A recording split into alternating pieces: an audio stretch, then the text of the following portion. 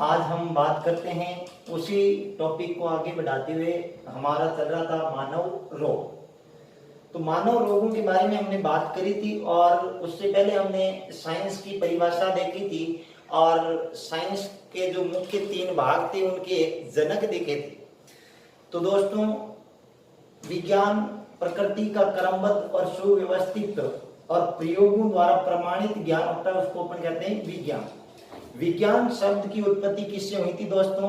तो विज्ञान शब्द की उत्पत्ति लैटिन भाषा के साइंटिया शब्द से हुई थी और उस साइंटिया शब्द का अर्थ होता है टू नाउ, मतलब जानना।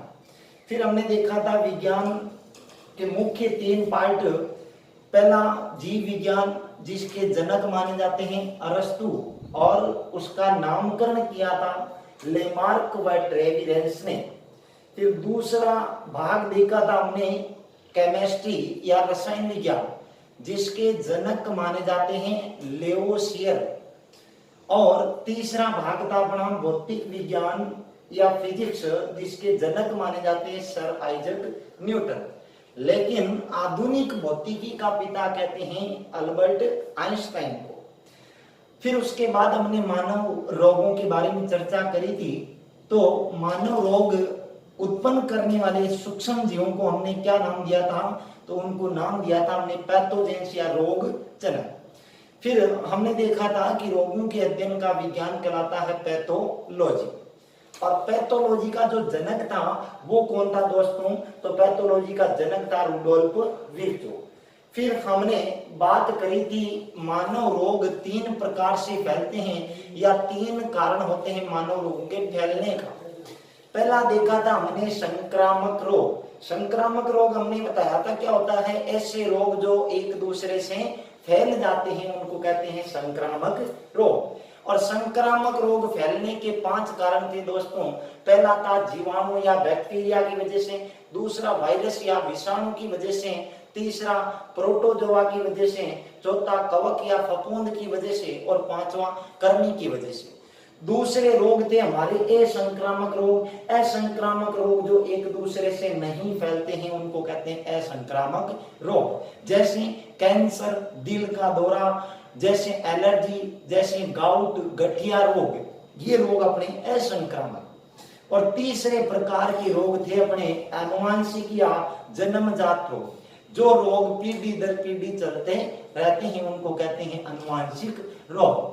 तो आनुवांशिक रोगों में जैसे अपने सिंड्रोम थे, haemophilia, thalassaemia, sickle cell anaemia, और ये रोग अपने आनुवांशिक रोग थे। तो इन रोगों के बारे में हमने बात करी थी। अब हम आज बात करते हैं आनुवांशिक रोगों की सबसे पहले, क्योंकि वो थोड़े हैं तो उनको पहले अपन खत्म करेंगे, उसके बाद असंक्रामक रोगों को पढ़ेंगे और उसके बाद संक्रामक रोगों को। और हाँ दोस्तों, आपने अपने YouTube channel science with MK sir को बहुत प्यार दिया और ऐसे ही देते रहिएगा। तो आज हम बात करते हैं अपनी इसी क्लास को आगे बढ़ाते हुए। तो देखिएगा आनुवांशिक रोग क्या होते हैं।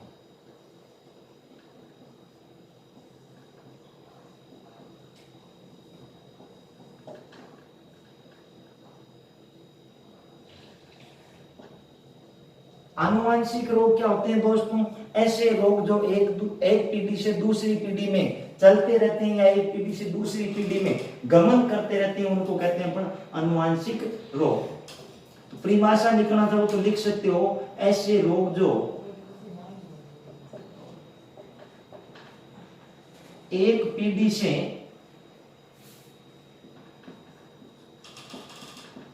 दूसरी पीढ़ी में स्थानांतरित होते हैं।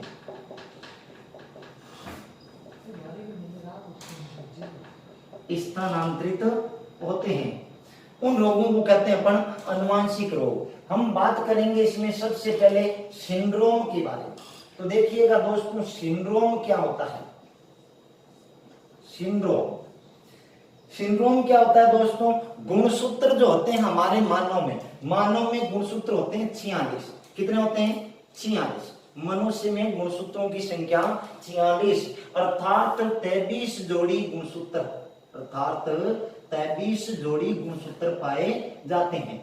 तो मानव के इन गुणसूत्रों में अगर किसी भी गुणसूत्र में कोई प्रॉब्लम होती है तो उसी को कहा जाता है सिंड्रोम। तो गुणसूत्रों में परिवर्तन या गुणसूत्रों में तब्दीली होना ही कहलाता आपका सिंड्रोम। तो परिभाषा लिखना चाहो तो छोटी सी लिखिएगा सिंड्रोम की परिभाषा, गुणसूत्रों में परिवर्तन होना, गुणसूत्रों में परिवर्तन होना क्या कहलाता है आपका सिंड्रोम कहलाता है। अब हम इसमें सिंड्रोम में से आपका प्रश्न बहुत बार आता है दोस्तों, अभी आपके एलडीसी में भी इसमें से प्रश्न आया था सिंड्रोम का कि मिलान करने वाला प्रश्न था। अभी देखेंगे उसको प्रश्न को कैसा प्रश्न था। इससे पहले देखिएगा हम कुछ सिंड्रोम की बात करते हैं। तो सबसे पहला जो अपना सिंड्रोम है वो है क्रीड टू चेट, क्रीड टू चेट, या इसी का दूसरा नाम है क्राइकेट। इसी का दूसरा नाम क्या है दोस्तों? इसी का दूसरा नाम है क्राइकेट।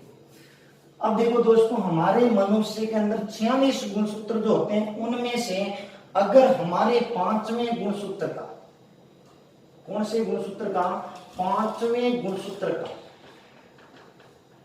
कुछ भाग विलोपित हो जाता है तो अपने को बीमारी हो जाती है क्रीड टू चेट या क्राइकेट की। तो पांचवें गुणसूत्र का कुछ भाग विलोपित होने पर अपने को एक बीमारी होती है जिसे कहते हैं क्रीड टू चेट या क्राइकेट। पांचवें गुणसूत्र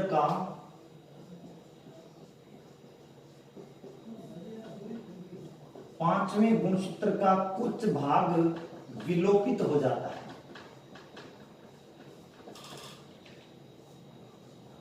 विलोपित हो जाता है। तो दोस्तों क्या होगा? पांचवें गुणसूत्र का कुछ भाग विलोपित होने के कारण ऐसे जो बच्चे होंगे वो बच्चे उनका मुख जो होगा वो चांद के समान हो जाएगा और ऐसे बच्चे के रोने की आवाज आएगी बिल्ली के बच्चे के समान। तो वो बच्चा कहलाएगा क्रीड टू चेट या क्राइकेट से शिकार बच्चा। तो इसका लक्षण की बात करें तो बच्चे का मुख चांद के समान तथा बच्चे के रोने की आवाज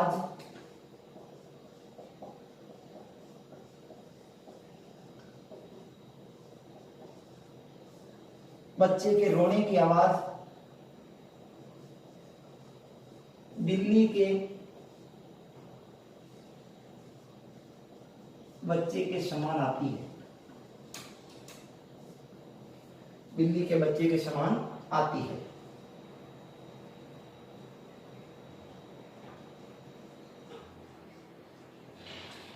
तो दोस्तों आपको इसमें याद क्या रखना है? इसमें कौन से गुणसूत्र में प्रॉब्लम हुई वो याद रखना है। तो आपका प्रश्न पूछा जाता है बहुत बार कि पांचवें गुणसूत्र का कुछ भाग विलोपित होने से कौन सी बीमारी हो जाती है? तो आपका आंसर होगा क्रीड टू चेट या क्राइकेट। दूसरा सिंड्रोम हम बात करते हैं तो उससे पहले आप इसका स्क्रीनशॉट ले सकते हो, लीजिएगा, और उसके बाद अपन आगे इसमें दूसरे अलग जो सिंड्रोम है उनकी बात करते हैं।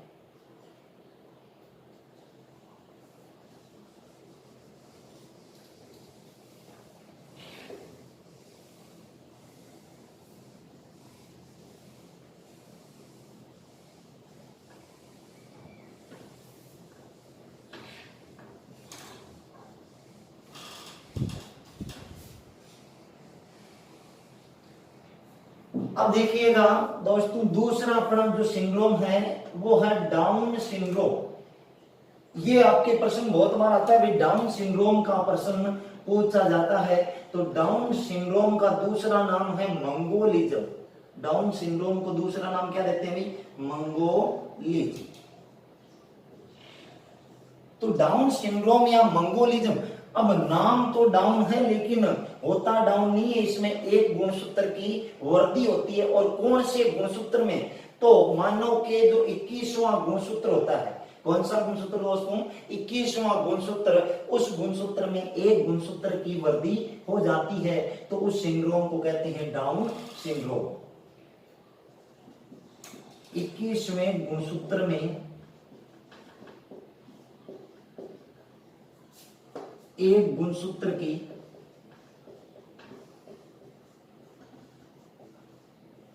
वृद्धि होना, 21वें गुणसूत्र में अपने एक गुणसूत्र की वृद्धि हो जाती है दोस्तों, तो उसे कहा जाता है डाउन सिंड्रोम। तो इस डाउन सिंड्रोम से जो ग्रसित व्यक्ति होगा वो कैसा होगा? उसका सिर बड़ा होगा, मुंह से लाल टपकती रहेगी और मुंह खुला रहेगा और वो बालक मंद बुद्धि होगा। कैसा होगा? मंद बुद्धि। तो ये इस रोग का लक्षण है। तो लिखिएगा लक्षण, देखिएगा, इस रोग से ग्रसित बच्चे का सिर बड़ा, मुंह खुला,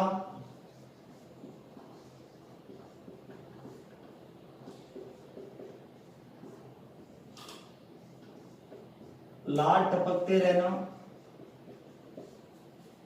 तथा मंद बुद्धि, तथा मंद बुद्धि, ये इस रोग का लक्षण है दोस्तों। और आप कहोगे कि सर इस रोग का निवारण क्या है? तो दोस्तों इस रोग का कोई निवारण नहीं है। अनुवांशिक रोगों में किसी भी रोग का निवारण नहीं है। ये है आपका डाउन सिंड्रोम या जिसको कहते हैं मंगोलिज्म।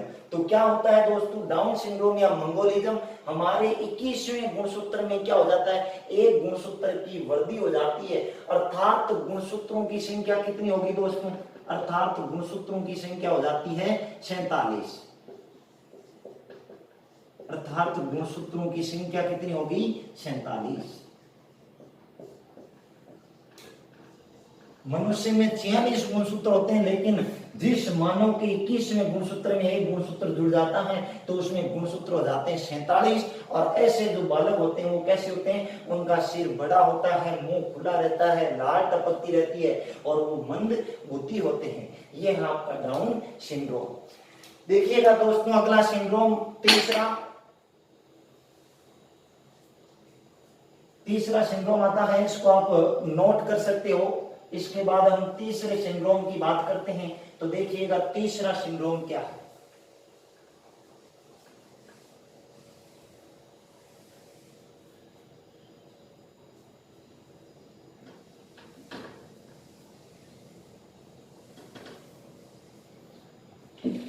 तो देखिएगा दोस्तों तीसरा सिंड्रोम, तीसरा आता है एडवर्ड सिंड्रोम। एडवर्ड सिंड्रोम,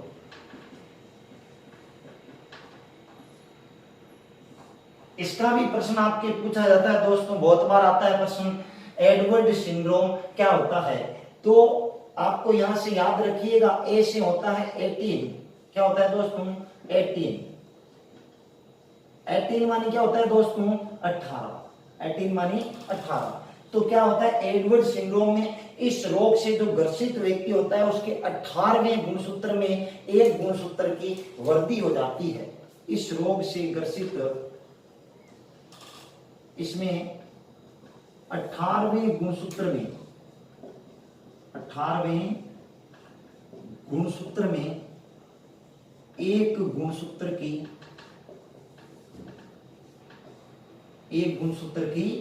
वृद्धि हो जाती है, अर्थात वही गुणसूत्रों की संख्या 47। तो इसमें भी गुणसूत्र कितने हो जाते हैं दोस्तों? 47 हो जाते हैं। तो इस रोग से ग्रसित व्यक्ति के जो लक्षण है वो क्या है? तो ऐसे जो इस रोग से ग्रसित या इस सिंड्रोम से जो ग्रसित व्यक्ति होते हैं उनका मुख छोटा होता है। क्या होता है? मुख छोटा। सामान्य व्यक्ति की अपेक्षा उनका मुख छोटा होता है और इस मुख छोटा होने की बीमारी को कहते हैं माइक्रोगनेथा। क्या कहते हैं दोस्तों? माइक्रोगनेथा। तो लक्षण क्या है इसमें?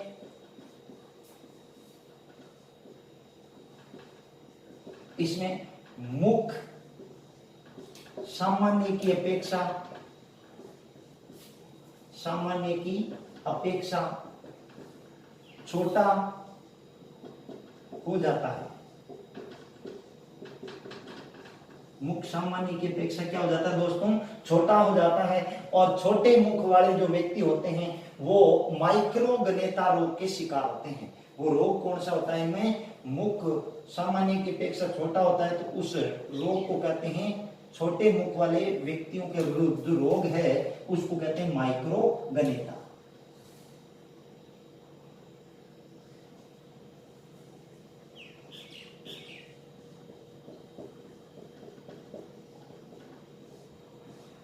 माइक्रोगनेता की बीमारी कहा जाती है जिन व्यक्तियों का मुख छोटा होता है।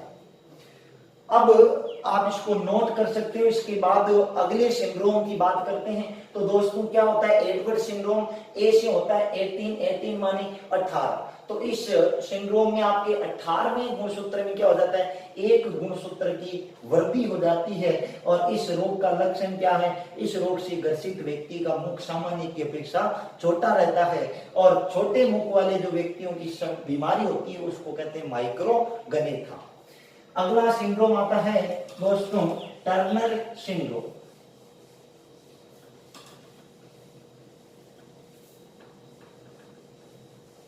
अगला सिंड्रोम है आपका टर्नर सिंड्रोम।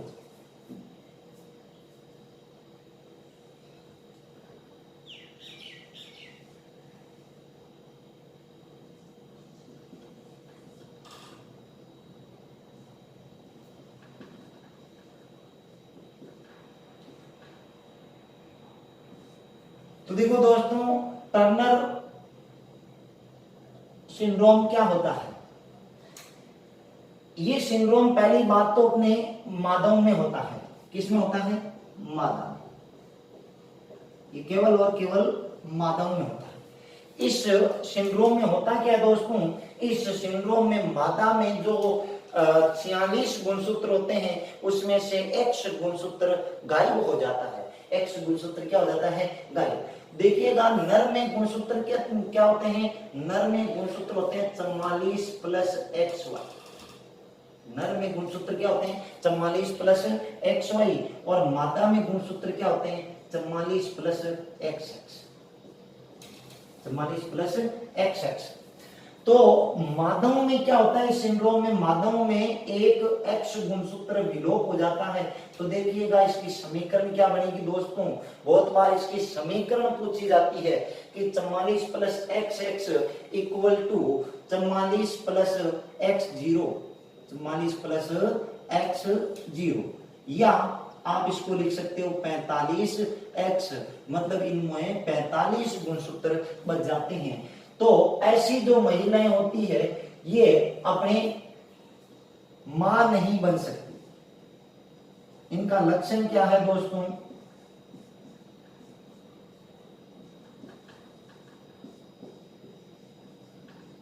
ऐसी महिलाएं मां नहीं बन सकती।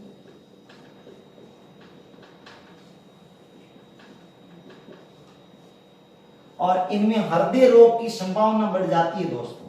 हृदय रोग की संभावना बढ़ जाती है।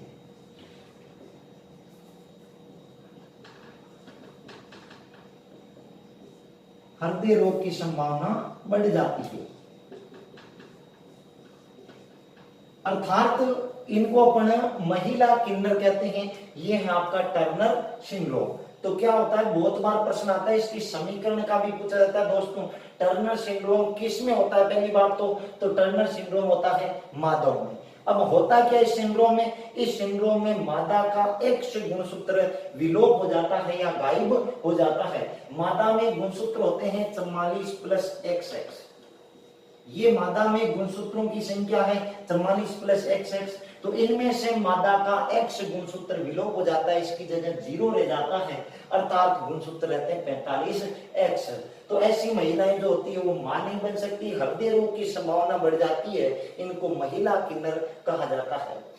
अब बात करते हैं अगला सिंड्रोम, आप इसको नोट कर सकते हो, इसके बाद में आगे चलते हैं। और हाँ दोस्तों, अगर वीडियो अच्छा लगे तो अपने चैनल को लाइक करें, शेयर करें और सब्सक्राइब करें। और जो विद्यार्थी अपने चैनल पर नए हैं वो पहले अपने चैनल को सब्सक्राइब कर लें। अब इसके बाद हम बात करते हैं अगला सिंड्रोम, टर्नर सिंड्रोम के बाद में एक आता है क्लाइनफेल्टर सिंड्रोम। एक आता है क्लाइनफेल्टर सिंड्रोम। तो देखिएगा दोस्तों, पांचवा सिंड्रोम है क्लाइनफेल्टर सिंड्रोम। इसको आप क्लीनफेल्टर सिंड्रोम भी कह सकते हो। कहीं कहीं किताबों में इसका नाम क्लीनफेल्टर भी आता है या क्लाइनफेल्टर, एक ही बात है दोस्तों, क्लीनफेल्टर या क्लाइनफेल्टर।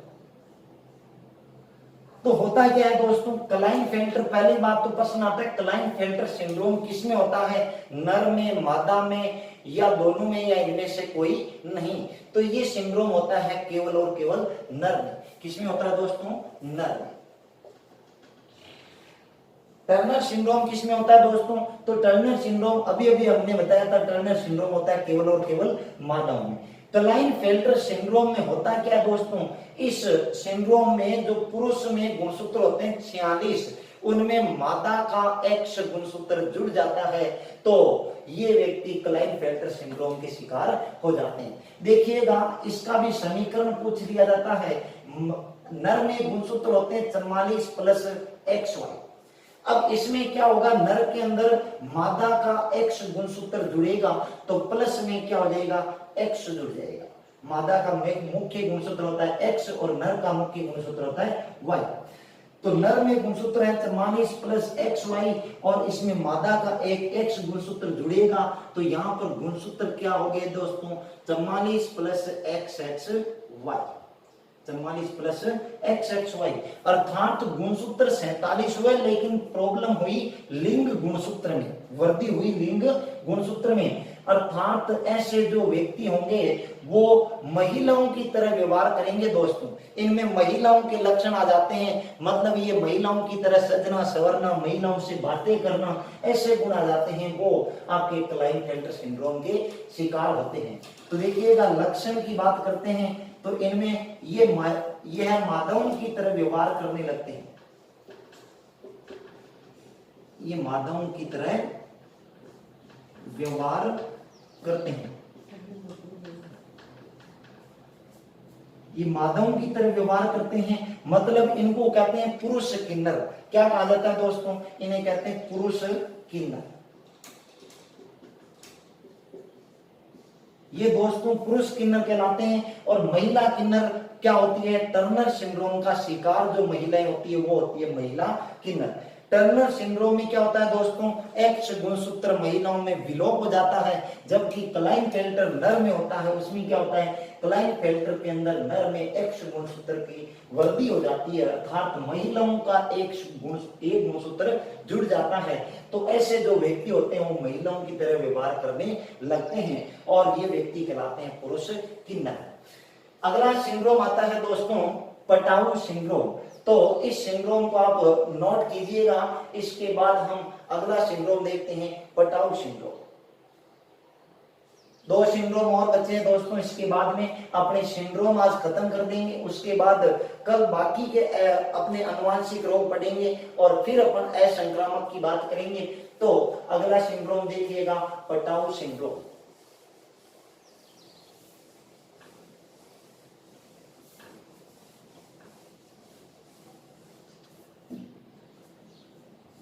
अगला सिंड्रोम है आपका पटाऊ सिंड्रोम।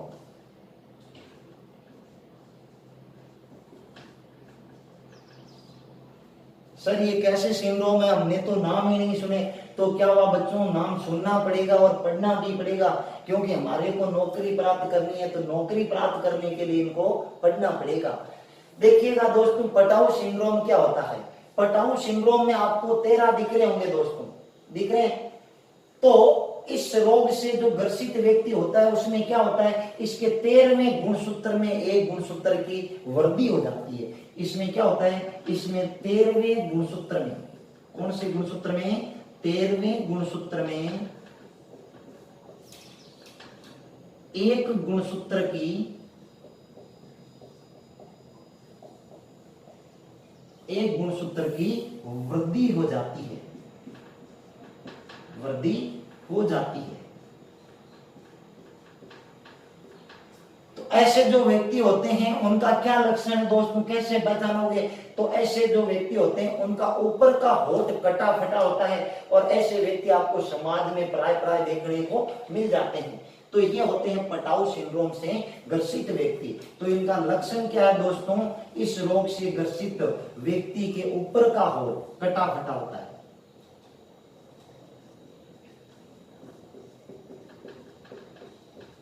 ऊपर का होठ क्या होता है दोस्तों, कटा फटा।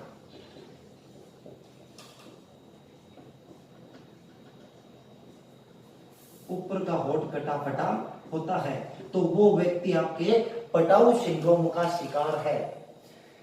तो ये है अपना पटाऊ सिंड्रोम। तो इसमें होता क्या है दोस्तों, आपको याद रखने की जरूरत नहीं है। इसमें आपको 13 दिख रहे हैं, तो 13वें गुणसूत्र में क्या होगा, एक गुणसूत्र की वृद्धि होगी, गुणसूत्रों की संख्या हो जाएगी 47। तो ऐसे व्यक्ति का ऊपर का होठ क्या होगा, कटा फटा होगा। ये आपका पटाऊ सिंड्रोम। अगला सिंड्रोम देखिएगा दोस्तों, अगला आता है सुपर मेल। अगला है super male. Super male syndrome क्या होता है दोस्तों, ये पहली बात तो होता किसमें है, तो सुपर मेल सिंड्रोम दोस्तों पहली बात तो नर में होता है। किसमें होता है, केवल और केवल नर में होता है। इस सिंड्रोम में क्या होता है दोस्तों, इस सिंड्रोम में नर का ही लक्षण बढ़ जाता है, अर्थात नर में गुणसूत्र होते हैं 44 प्लस XY। तो उसमें खुद का ही गुणसूत्र मतलब Y गुणसूत्र जुड़ जाता है, तो उसको कहते हैं सुपर मेल सिंड्रोम। तो देखिएगा दोस्तों, नर में गुणसूत्र है 44 प्लस XY। फिर इसमें क्या होगा, Y गुणसूत्र जुड़ेगा, नर में नर का ही लक्षण बढ़ेगा। ये नर का मुख्य गुणसूत्र होता है Y, तो नर में नर का ही गुणसूत्र बढ़ जाता है। तो गुणसूत्र यहाँ हो जाते हैं कितने, 44 प्लस XY। कितने हो गए, 44 प्लस XYY। और ऐसे जो व्यक्ति होते हैं ये कैसे होते हैं, ये असामान्य रूप से लंबे होते हैं, घुंघराले बालों वाले होते हैं, मतलब इनके बाल घुंघराले होते हैं। ये गुंडा और डाकू प्रवृत्ति के होते हैं दोस्तों, मतलब ये चोर डाकू जो होते हैं वो यही होते हैं सुपर मेल सिंड्रोम के शिकार व्यक्ति। तो इसका लक्षण क्या है दोस्तों, यह असामान्य रूप से लंबे होते हैं, इनके बाल घुंघराले होते हैं,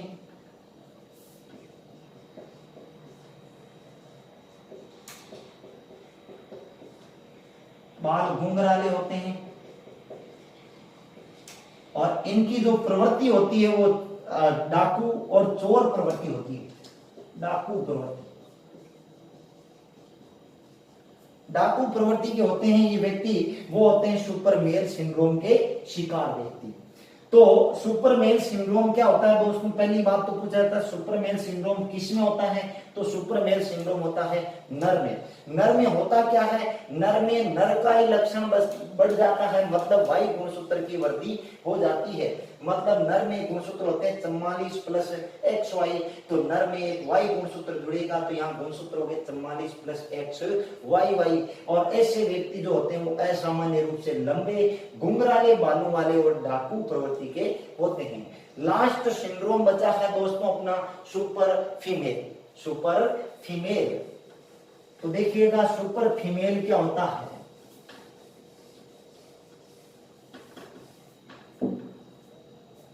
अगला सिंड्रोम है अपना दोस्तों सुपर फीमेल।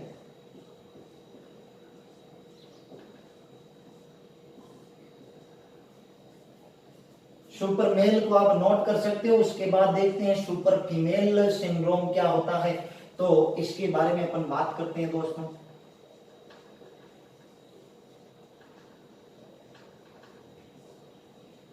दोस्तों वीडियो को पूरा देखिएगा अंत तक, और अगर अच्छा लगे तो लाइक और शेयर करना और सब्सक्राइब करना ना भूले, आपका अपना चैनल है। अब देखिएगा दोस्तों सुपर फीमेल सिंड्रोम क्या होता है, नाम से पता चल रहा है होगा किसमें, तो सुपर फीमेल होता है दोस्तों मादा में। किसमें होता है? मादा। इसमें होता क्या दोस्तों, इसमें मादा में मादा का लक्षण बढ़ता है, अर्थात मादा में गुणसूत्र होते हैं 44 प्लस XX और मादा में मादा का एक गुणसूत्र बढ़ेगा, मतलब X गुणसूत्र की वृद्धि होगी। मतलब देखो मादा में गुणसूत्र होते हैं 44 प्लस XX, इसमें क्या होगा, मादा में मादा का ही लक्षण बढ़ेगा, मतलब X गुणसूत्र जुड़ेगा, तो यहाँ पर गुणसूत्र कितने होंगे? 44 प्लस XX। तो ऐसी महिलाएं कैसी होती है? ऐसी महिलाएं असामान्य रूप से लंबी होती है और लड़ाकू प्रवृत्ति की होती है। कैसी होती है भाई? लड़ाकू प्रवृत्ति, जहां भी जाएगी झगड़ा मोल ले लेगी दोस्तों।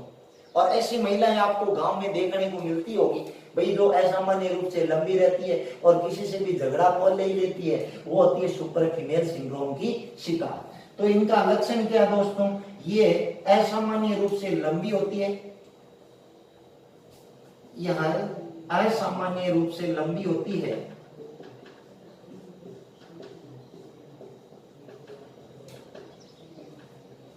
असामान्य रूप से लंबी होती है तथा लड़ाकू प्रवृत्ति की होती है, तथा लड़ाकू प्रवृत्ति की होती है।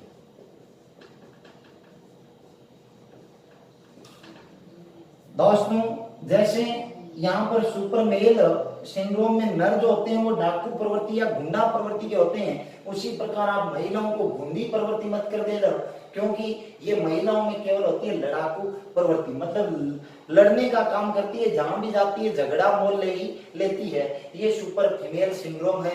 तो ये दोस्तों थे अपने सिंड्रोम। अब देखिएगा दोस्तों, इनमें से कैसा प्रश्न पूछा जाता है, आपके बहुत बार प्रश्न आता है, और अभी एलडीसी में भी आपके पूछा गया था, जो अभी पीछे पेपर हुआ था एलडीसी का, उसमें प्रश्न आया था। तो देखिएगा कैसा प्रश्न था, आप इसको नोट कीजिएगा। उसके बाद हम आगे बढ़ते हैं, इसमें एक दो प्रश्न देखते हैं कैसे प्रश्न बनते हैं आपके सिंड्रोम में से।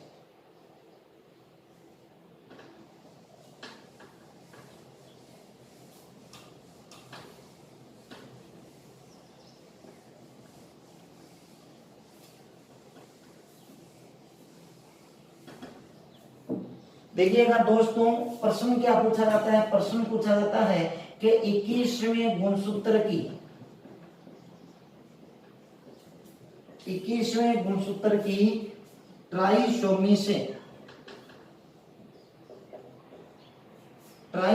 से कौन सा विकार उत्पन्न होता है? कौन सा विकार उत्पन्न होता है? ये प्रश्न आपके बहुत बार आया हुआ है दोस्तों। तो कौन सा विकार उत्पन्न होता है? देखिएगा दोस्तों, हैं क्रिड्यूचेट,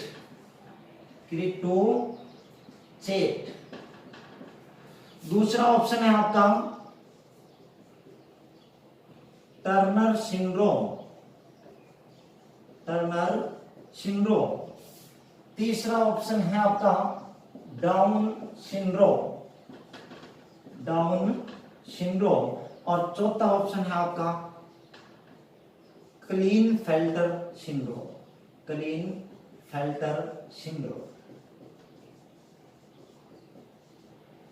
तो दोस्तों इस प्रश्न का उत्तर दीजिएगा। देखिएगा 21वें गुणसूत्र की ट्राइसोमी। अब सर आपने ये तो हमें बताया ही नहीं, ट्राइसोमी क्या होता है? ट्राइसोमी का मतलब होता है एक गुणसूत्र की वृद्धि होना। तो दोस्तों ये प्रश्न कहना चाह रहा है कि 21वें गुणसूत्र में एक की वृद्धि होने पर कौन सा विकार उत्पन्न होता है? तो दोस्तों हमने देखा था डाउन सिंड्रोम। कौन सा सिंड्रोम?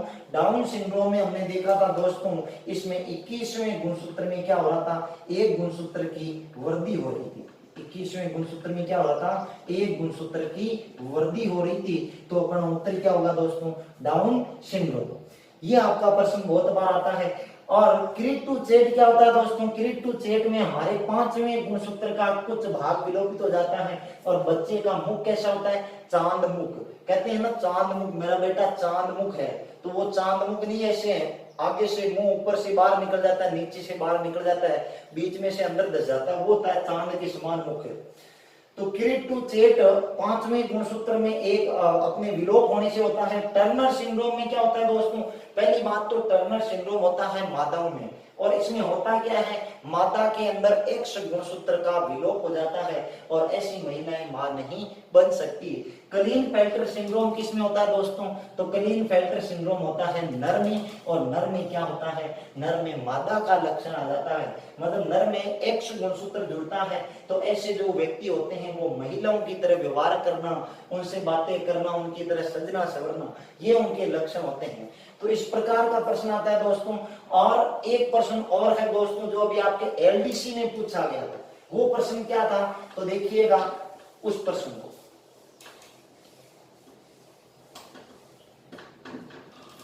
एलडीसी में अभी जो प्रश्न आया था वो था, देखिएगा, सूची 1 का सूची 2 से, सूची 1 का सूची 2 से मिलान करते हुए, मिलान करते हुए सही उत्तर का चयन कीजिए दोस्तों, सही उत्तर का चयन कीजिए। ये प्रश्न आया था दोस्तों आपके एलडीसी में। अभी किसी ने अगर एलडीसी का पेपर दिया हो तो उसमें ये प्रश्न दिया हुआ था। सूची 1 में देखो दे रखा था सूची 1 और इधर सूची 2, इधर दे रखा था सिंड्रोम का नाम दोस्तों, इधर दे रखा था आपके सिंड्रोम का नाम।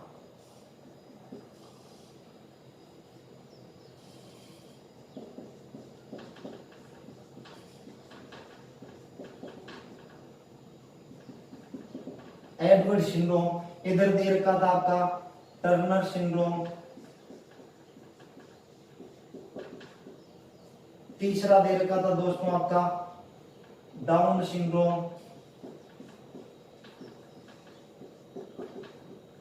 और चौथा दे रखा था दोस्तों आपका क्लीनफेल्टर सिंड्रोम, क्लीनफेल्टर सिंड्रोम। ये प्रश्न दे रखा था दोस्तों। अब इसमें सामने इसके दे रखे थे इनमें होने वाले परिवर्तन, देखिएगा। पहले में दे रखा था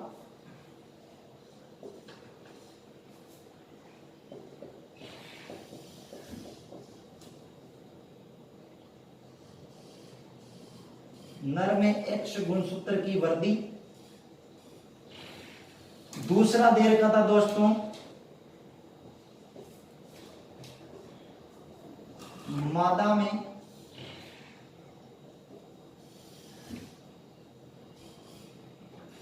X गुणसूत्र का विलोप,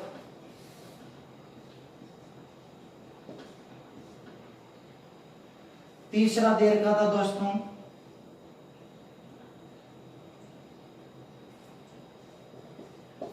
इक्कीसवें गुणसूत्र में 1 की वृद्धि,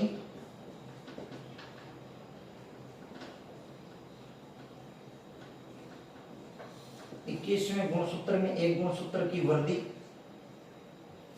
और चौथा दे रखा था दोस्तों आपका 18वें गुणसूत्र में 1 की वृद्धि।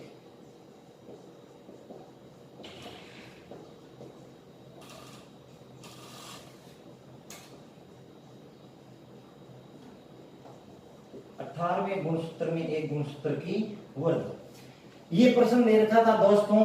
तो इस प्रश्न का आप आंसर दीजिएगा और कमेंट बॉक्स में बताइएगा। अगर आपको आता है तो अच्छी बात है, नहीं आता है तो मैं आपको इस प्रश्न का आंसर कल बताऊंगा। और साथियों, अपने चैनल को लाइक करें, शेयर करें और सब्सक्राइब करें अगर वीडियो पसंद आता है तो। और इसी के साथ हम बात करेंगे इसी में कल अनुवांशिक रोगों में जो बाकी रोग बचे सिंड्रोम के अलावा उनकी बात करेंगे। तो दोस्तों आज के लिए इतना ही। धन्यवाद। राम राम, नमस्कार।